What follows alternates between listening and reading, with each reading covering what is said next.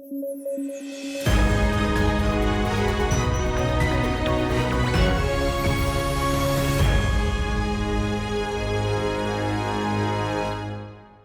News at 9 programme में आपका स्वागत है। मैं हूं अमृत उपाध्याय। आइए जल्दी से देखते हैं आज की हेडलाइन। ग्वालियर में आयोजित होगा तानसेन समारोह, चेन्ना केशव मंदिर पर आधारित है थीम। प्रसिद्ध संगीतकार थे मियां तानसेन। सिटीजनशिप एक्ट 1955 की धारा 6A को मिल रही है चुनौती। जनवरी 2023 में सुनवाई करेगा सुप्रीम कोर्ट। असम के संगठनों ने माना धारा 6A को गैर संवैधानिक। और commission on the status of women से बाहर होगा ईरान। यूएन में आया प्रस्ताव, भारत रहा वोटिंग से बाहर। चलिए, खबरों की शुरुआत करने से पहले एक बार बता दूं मैं आपको कि अगर आप इस बुलेटिन को पीडीएफ के फॉर्मेट में पढ़ना चाहते हैं तो अमृत उपाध्याय 007 टेलीग्राम चैनल पर जाइए, जहां इसकी पीडीएफ रोजाना मिलती है। आइए खबरें शुरू करें। विश्व संगीत समागम तानसेन समारोह का आयोजन मध्य प्रदेश के ग्वालियर में किया जाएगा। 19 से 23 दिसंबर के बीच चलने वाले इस समारोह के लिए कर्नाटक के चेन्ना केशव मंदिर की थीम पर मंच तैयार किया जाएगा। ऐसा पहली बार होगा जब मंच की थीम के लिए मध्य प्रदेश के बाहर की किसी ऐतिहासिक विरासत को लिया गया है। चेन्ना केशव मंदिर कर्नाटक के हासन जिले के बेलूर में स्थित है। यागची नदी के किनारे बने इस मंदिर को होयसल राजा विष्णुवर्धन ने बनवाया था। मंदिर को चोलों पर विजय प्राप्ति के अवसर पर बनवाया गया था, इसलिए इसे विजय नारायण मंदिर भी कहते हैं। गौरतलब है कि वेलूर होयसल वंश की पहली राजधानी थी। इसे वेलापुर के नाम से जाना जाता है। चेन्ना केशव मंदिर भगवान विष्णु को समर्पित है। चेन्ना का अर्थ होता है सुंदर और भगवान विष्णु को केशव भी कहते हैं। वैष्णव मंदिर होने के बावजूद इसकी दीवारों पर शैव, शक्ति, जैन और बौद्ध धर्म की तस्वीरें भी उकेरी गई हैं। आपको बता दें कि संगीत सम्राट तानसेन के जन्म की तारीख को लेकर अनिश्चितता है, लेकिन उनका जन्म ग्वालियर के बेहट में हुआ था। उनका मूल नाम राम तनु मिश्रा था। उन्हें तानसेन की उपाधि राजा रामचंद्र से हासिल हुई थी, जो इतनी प्रसिद्ध हुई कि उनका मूल नाम इतिहास के गर्भ में छिप गया। उन्होंने वृंदावन में स्वामी हरिदास से शिक्षा ली थी। वे अकबर के 9 रत्नों में शामिल थे। वे ध्रुपद के महानतम गायक थे। उन्होंने संगीत सार और संगीत रागमाला नामक 2 ग्रंथों की रचना की थी। मध्य प्रदेश सरकार ने साल 1980 में तानसेन सम्मान की शुरुआत की। तानसेन समारोह के दौरान ये सम्मान भी दिया जाता है। इस खबर की अहमियत को समझने के लिए साल 2019 में पूछे गए सवाल पर गौर करिए। सवाल पूछा गया था, मियां तानसेन के संबंध में निम्नलिखित में से कौन सा कथन गलत है? तानसेन की उपाधि सम्राट अकबर के द्वारा दी गई थी। उन्होंने हिंदू देवी देवताओं पर ध्रुपद की रचना की। वे अपने आश्रयदाताओं पर संगीत रचना करते थे। उन्होंने कई रागों की रचना की है। और इस प्रश्न का सही जवाब है विकल्प 1। सुप्रीम कोर्ट की संवैधानिक पीठ सिटीजनशिप एक्ट 1955 की धारा 6A को चुनौती देने वाली याचिका पर जनवरी में सुनवाई करेगी। गौरतलब है कि ये याचिकाएं लंबे समय से पेंडिंग है, जबकि सरकार सिटीजनशिप अमेंडमेंट एक्ट भी लागू कर चुकी है। सिटीजनशिप एक्ट 1955 में धारा 6A को साल 1985 में असम अकॉर्ड के जरिए जोड़ा गया था। असम अकॉर्ड तत्कालीन राजीव गांधी सरकार और असम मूवमेंट के नेताओं के बीच असमिया संस्कृति, विरासत, भाषा और सामाजिक पहचान के संरक्षित करने के मकसद से किया गया था। इस समझौते ने 6 साल लंबे चले ऑल असम स्टूडेंट्स यूनियन के आंदोलन को खत्म किया था। इस आंदोलन का मकसद राज्य में अवैध प्रवासी यानी इलीगल माइग्रेंट्स की पहचान करना था।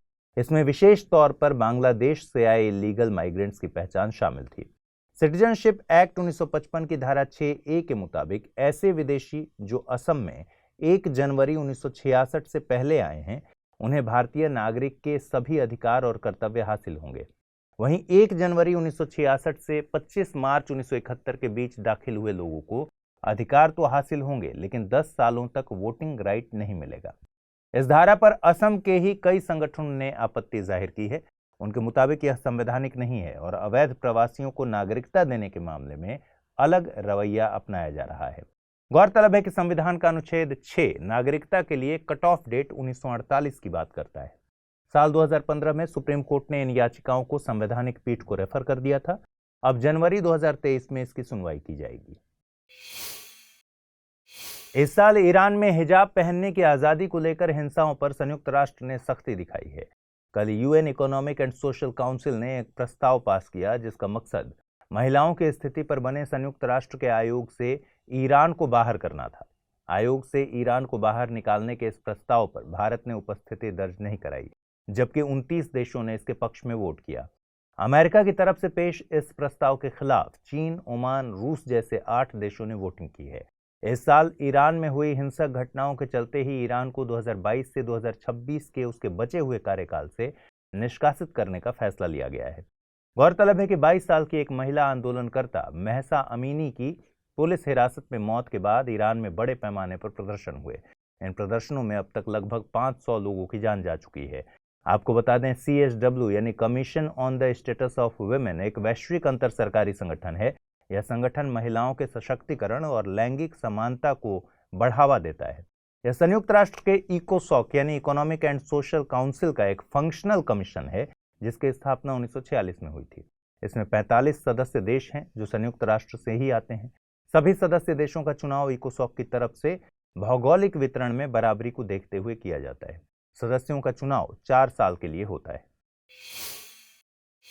जापान द्वितीय विश्व युद्ध के बाद से अपनी सबसे बड़ी सैन्य क्षमता निर्माण करने की तैयारी कर रहा है। इस मकसद से जापान एक नई राष्ट्रीय सुरक्षा रणनीति पेश करने वाला है। जापान को एक शांतिप्रिय देश माना जाता है, लेकिन अब जापान 7 दशकों तक अपने राजनीतिक दृष्टिकोण पर हावी रहे शांतिवाद के विपरीत ऐसा कदम उठा रहा है। आपको बता दें कि जापान अपनी दक्षिण पश्चिमी द्वीप श्रृंखला के संदर्भ में चीन को मुख्य खतरे के रूप में देखता है। जापान की यह चिंता वाजिब भी है, क्योंकि कुछ समय पहले ही चीन ने पूर्वी चीन सागर में ताइवान की ओर आक्रामक रुख अपनाया था। चीन की विस्तारवादी नीतियां पूर्वी चीन सागर और दक्षिणी जापान सागर में जापान की संप्रभुता के लिए चुनौती पेश करती हैं। इस चुनौती के मद्देनजर जापानी अधिकारियों ने कहा है कि रक्षा मंत्रालय 5 वर्षों में अपनी सेना पर $300 अरब से अधिक खर्च करेगा। साथ ही जापान अपनी GDP या सकल घरेलू उत्पाद का लगभग 2% तक रक्षा बजट पर खर्च करेगा। जापान की रणनीति में परिवर्तन 3 दस्तावेजों में निर्धारित किए जाएंगे: राष्ट्रीय सुरक्षा रणनीति, राष्ट्रीय रक्षा कार्यक्रम दिशा निर्देश और मध्यावधि रक्षा कार्यक्रम। हालांकि जापान अपनी रणनीति को आक्रमणकारी के बजाय काउंटर स्ट्राइक दिशा में ले जाएगा। काउंटर स्ट्राइक रणनीति का मतलब होता है खुद पहले से आक्रमण न करना, बल्कि देश में होने वाले आक्रमण का मुंहतोड़ जवाब देना। इस काउंटर स्ट्राइक रणनीति को अपनाने के लिए जापानी रक्षा मंत्रालय ने हालिया बजट अनुरोध में कहा कि वह 2026 तक जमीन से लॉन्च की जाने वाली टाइप 12 एंटीशिप मिसाइलों की संख्या और रेंज बढ़ाएगा और हाइपरसोनिक हथियारों सहित अन्य मिसाइलों को भी विकसित करेगा। यह भी रिपोर्ट आ रही है कि जापान शिप से लॉन्च होने वाली US निर्मित टॉमहॉक मिसाइल भी खरीद सकता है। इसके साथ ही जापान 500 से अधिक क्रूज मिसाइल खरीदना चाहता है, जिसकी रेंज 1250 किलोमीटर तक होगी। सैन्य प्रबंधन के क्षेत्र में भी जापान एक कदम आगे बढ़ रहा है। जापान अब अपनी वायु, समुद्र और थल सेना के बेहतर समन्वय के लिए अपना पहला संयुक्त कमांड सेंटर भी स्थापित करेगा। आपको बता दें कि द्वितीय विश्व युद्ध में मित्र राष्ट्रों द्वारा पराजित होने के बाद जापान हर प्रकार की सैन्य क्षमता से वंचित हो गया था। जापान को 1945 में जनरल डगलस मैकार्थर द्वारा प्रस्तुत एक आत्मसमर्पण समझौते पर हस्ताक्षर करने के लिए मजबूर किया गया था। इसके बाद संयुक्त राज्य अमेरिका और जापान के बीच सुरक्षा संधि पर 8 सितंबर 1951 को हस्ताक्षर किए गए। इस संधि के तहत संयुक्त राज्य अमेरिका की सेना को जापान के खिलाफ बाहरी आक्रमण से निपटने की अनुमति दी गई थी, जबकि जापानी थल और समुद्री सेना को आंतरिक खतरों से निपटने और प्राकृतिक आपदाओं के प्रबंधन तक ही सीमित कर दिया गया था। आइए अब जल्दी से देखते हैं आज के बुलेटिन पर आधारित क्या सवाल हैं। पहला सवाल, चिन्ना केशव मंदिर संबंधित है विष्णु, शिव, श्री राम, कृष्ण। अगला सवाल, निम्नलिखित कथनों पर विचार कीजिए। असम अकॉर्ड पर प्रधानमंत्री मनमोहन सिंह के कार्यकाल में हस्ताक्षर हुए थे। महान संगीतकार तानसेन की जन्मस्थली ग्वालियर है। उपर्युक्त में से कौन सा या से कथन सही है या है? केवल एक, केवल दो, एक और दो दोनों, न तो एक और नहीं दो।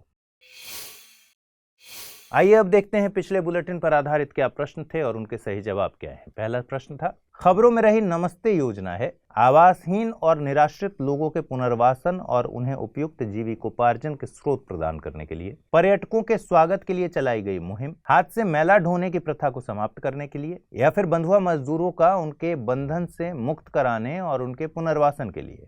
सही जवाब है विकल्प सी। अगला प्रश्न था, गोंड जनजाति के संबंध में निम्नलिखित कथनों पर विचार कीजिए। यह भारत का सबसे बड़ा जनजाति समूह है। घोटुल संस्था विवाहित जोड़ों के लिए काम करती है। कर्मा इनका प्रमुख नृत्य है। उपर्युक्त में से कौन सा या से कथन सही है या है? केवल एक और दो, केवल एक और तीन, केवल दो और तीन, या फिर एक, दो और तीन? सही जवाब है इसका विकल्प एक और तीन। दूसरा कथन गलत है। तो आज पूछे गए सवालों का जवाब कमेंट बॉक्स में ज़रूर दीजिए। मुझे उम्मीद है कि ये पहल आपको अच्छी लग रही होगी। अगर आपको अच्छा लग रहा हो तो ज़रूर अपने दोस्तों के साथ इसे शेयर कीजिए। Study IQ IAS Hindi channel को सब्सक्राइब कीजिए और आज पूछे गए सवालों का जवाब ज़रूर कमेंट में दीजिए। नमस्कार।